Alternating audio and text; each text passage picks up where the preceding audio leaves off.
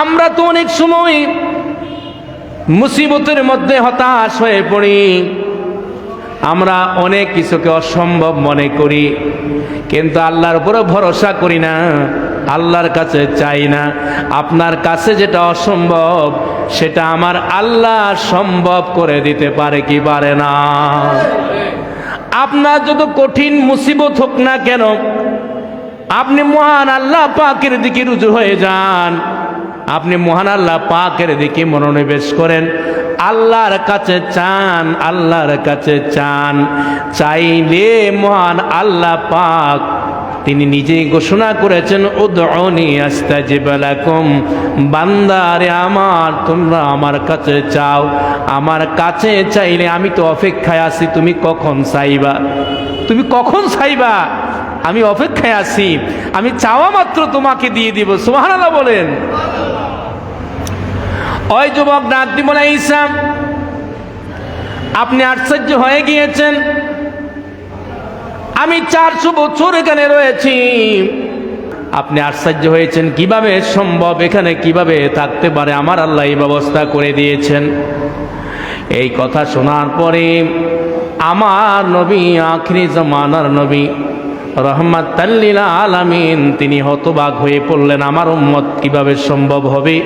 400 বছর পাথরের ভিতরে লোকটা ইবাদত করেছে, আমার উম্মতের হায়াত তো এত পাবে না, কিভাবে এত ইবাদত করবে? যে হায়াত পায়, দুনিয়ার কাজকর্ম করতে সময় ব্যয় হয়, পরিবারের কাজে সময় ব্যয় হয়, চাকরিতে ব্যবসায় সময় ব্যয় হয়, তারপরেও তো এই ইবাদত করা তাদের পক্ষে সম্ভব হবে? তখন ওই যুবক ডাক দিয়ে বলে, ঈসা রহুল্লাহ, আমি 400 বছর এই পাথরের ভিতরে ইবাদত করেছি, এর চেয়েও আশ্চর্য কথা হলো আল্লাহ পাকের একজন বন্ধু আছেন, আখিরি জামানার নবী রহমাতাল লিল আলামিন, তিনি জমিনে তাশরীফ আনবেন আপনার পরে। ওই নবীর উম্মত এমন একটি রাত আছে, যেই রাতের মধ্যে 2 রাকাত নফল নামাজ পড়লে আল্লাহ পাক ওই উম্মতকে এই 400 বছর ইবাদতের সওয়াব তার আমল নামায় দিবে। কয় রাকাত? ঈসা আলাইহিস সালাম বলল, ব্যাপার কি, কেমনে আবার এটাও সম্ভব? বলে, হ্যাঁ, ওই রাতটা হলো লাইলাতুন নিসফি মিন শাবান, শাবান মাসের মধ্যবর্তী যেই 14 তারিখ দিবাগত রাত, ওই রাতে যদি আখিরি জামানার নবীর উম্মতরা ওই রাত্রে ইবাদত করে 2 রাকাত নফল নামাজ পড়ে মাত্র, আল্লাহ পাক তাদের আমল নামায় 400 বছর নফল ইবাদতের সওয়াব দিয়ে দিবে। সেটাই শবে বরাত। বাইহাকি শরীফের মধ্যে আসছে, আন উসমান ইবনে আবিল আস আনিন নবী সাল্লাল্লাহু তাআলা সাল্লাম قال اذا كان ليله النصف من شعبان, নবীজি সাল্লাল্লাহু তাআলা সাল্লাম ইরশাদ করেছেন, উম্মত আমার, ও আমার উম্মতরা রে শোনো, ইয়ানজিলু ফিহা ইলা সামাই দুনিয়া, ওই রাতের মধ্যে আল্লাহ রাব্বুল আলামিন তিনি স্বয়ং তোমাদের জন্য অতি নিকটে আসেন, প্রথম আসমানে অবতরণ করেন। আমাদের খালেক, আমাদের মালিক, আমাদের সব কিছু যিনি দেন, আমাদের আখিরাতে শান্তি, কবরে শান্তি, জান্নাত যিনি দিবেন, সে আল্লাহ রাব্বুল আলামিন এই প্রথম আসমানে এসে মুনাদিন হাল মিন মুস্তাগফিরিন ফাগফির লাহু, আল্লাহ রাব্বুল আলামিন ওই প্রথম আসমানের মধ্যে এসে ডাকতে থাকেন, হাল মিন মুস্তাগফিরিন, হে আমার বান্দারা, ও আমার বান্দারা, দুনিয়াদারি করতে যাইয়া শয়তানের ধোঁকায় পড়ে, দুনিয়ায় প্রতারণা পড়ে গুনাহগার হয়ে গিয়েছো, গুনাহ করে ফেলেছো, নামাজ পড়তে পারো নাই, রোজা ঠিক মতো রাখতে পারো নাই, আমার বিধানগুলো তুমি ঠিক মতো পালন করতে পারো নাই, তুমি গুনাহগার হয়ে গিয়েছো।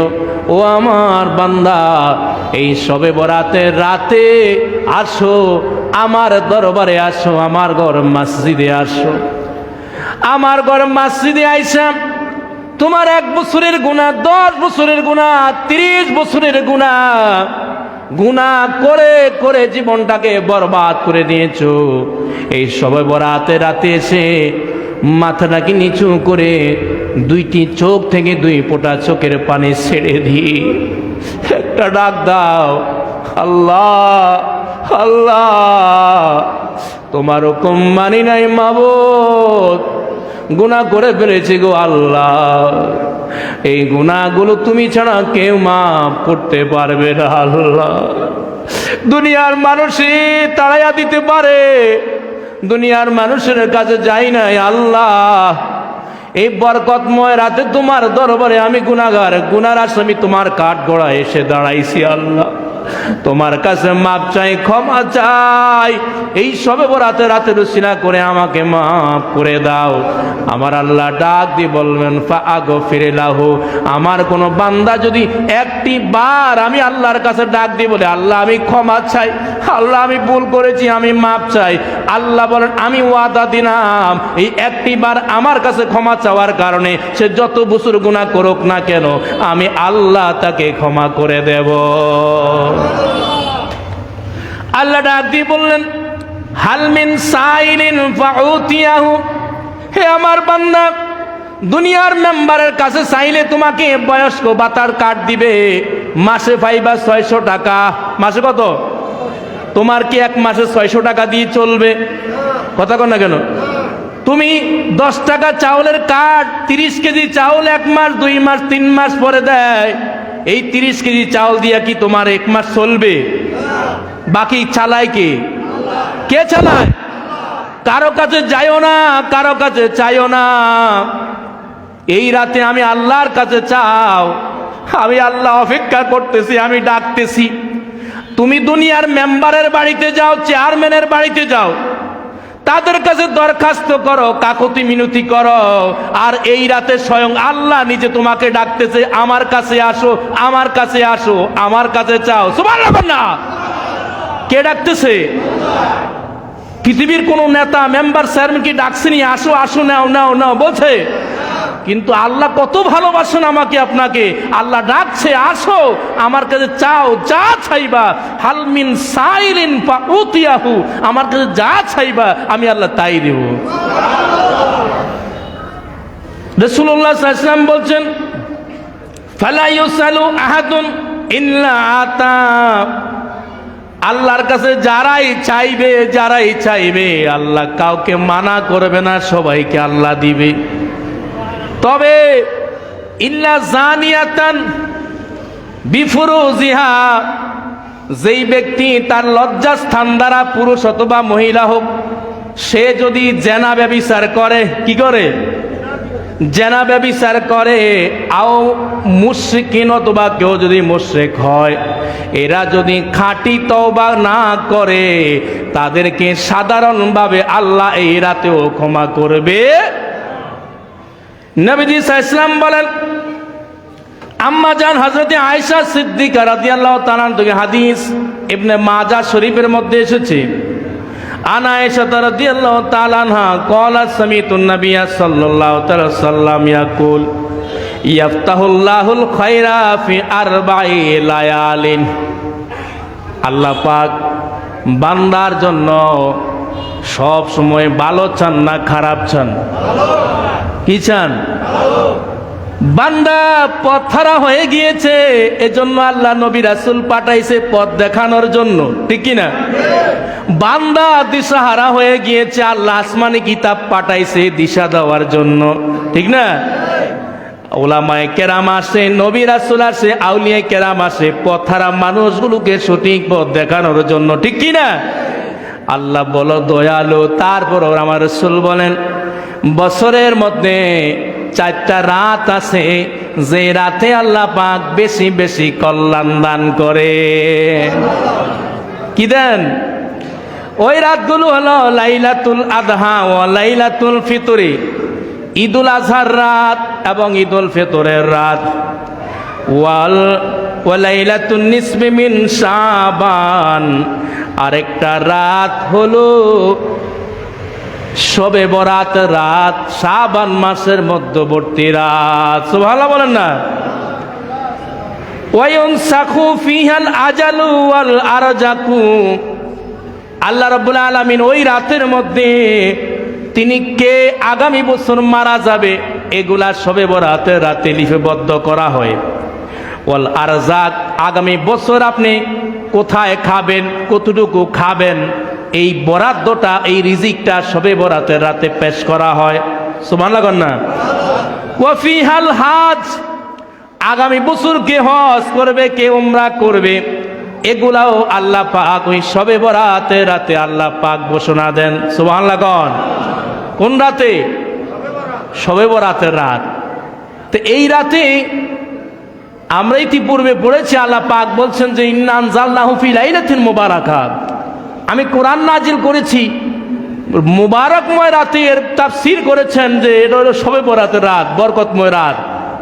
তাহলে আল্লাহ পাক যে বলছেন ইন্না আনজালনাহু ফি লাইলাতিল কদরে, আমি কোরআন নাজিল করেছি লাইলাতুল কদর রাতে, আবার এখানে বলছেন শবে বরাতের রাতে, দুই রকম হয়ে গেছে না? দুটেই তো কথাগার, এটাও আল্লাহর কথা, ওটাও আল্লাহর কথা। এর অর্থ হলো কোরআনে কারীম এই শবে বরাতের রাতে আল্লাহ পাক লৌহে মাহফুজ থেকে প্রথম আসমানে নাজিল করবেন, এই সিদ্ধান্তটা আল্লাহ পাক গ্রহণ করেছেন শবে বরাতের রাতে, যে তিনি লাইলাতুল কদর রাতে কোরআন কি করবেন। এই সিদ্ধান্ত হয়েছে কোন রাতে? আমাদের দেশে বাজেট হয় কিনা?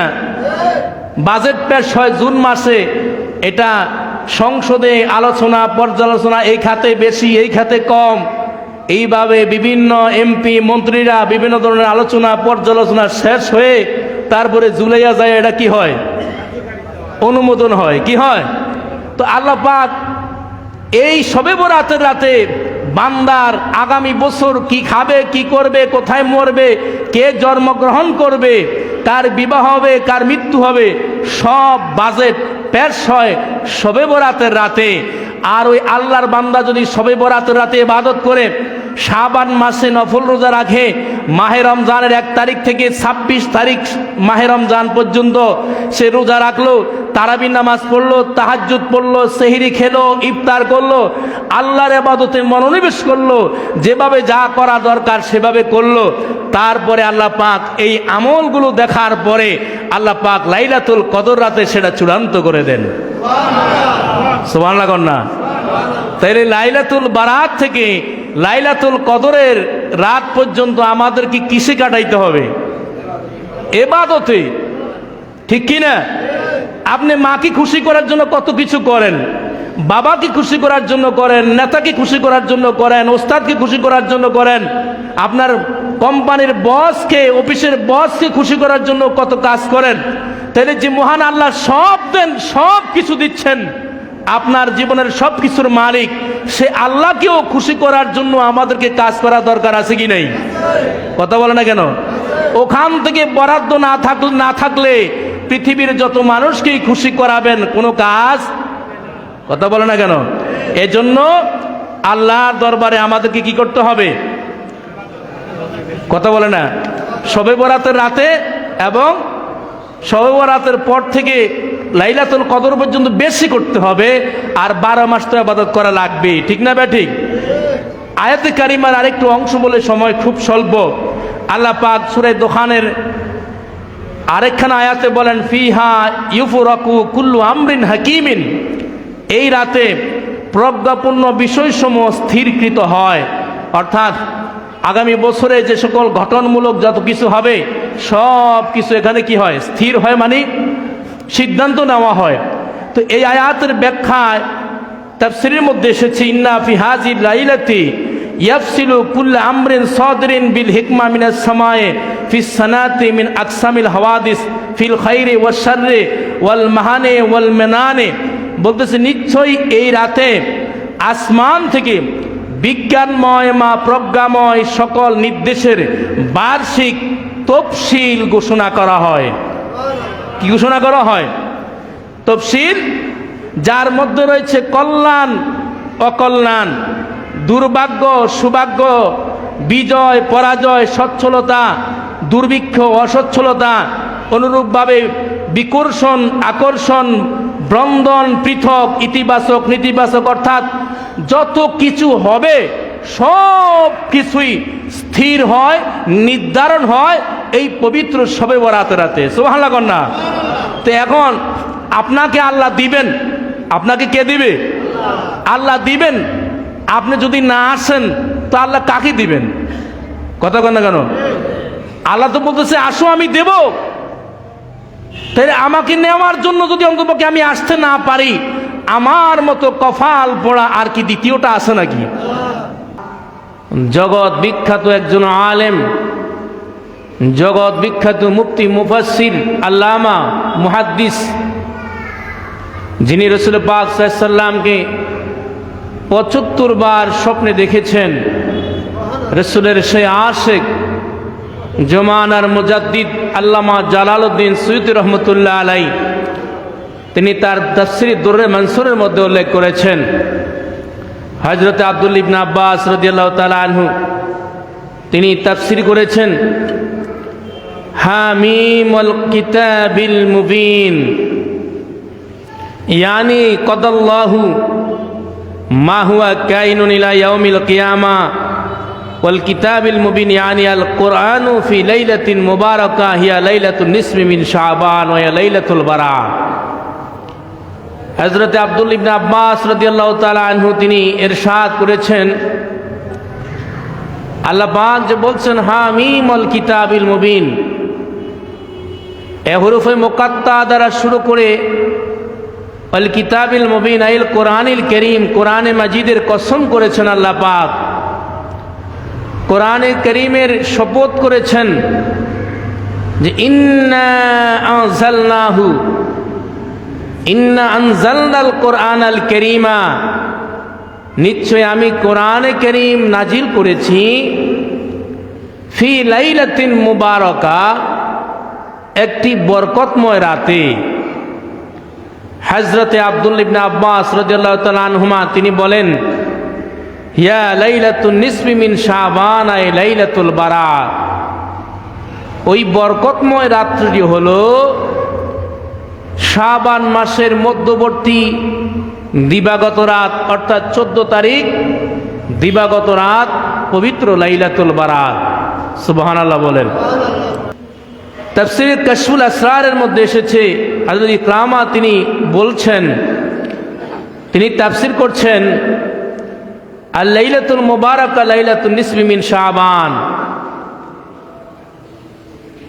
আল্লাহ পাক যে কোরআনে কারীমে সূরা দুখানের মধ্যে বলছেন যে আমি কোরআনে কারীম বরকতময় রাতে নাজিল করেছি, আর ওই বরকতময় রাতটা হলো লাইলাতুন নিসফি মিন শাবান, শাবানের মধ্যবর্তী রাত, অর্থাৎ 14 তারিখ দিবাগত রাত, পবিত্র শবে বরাত।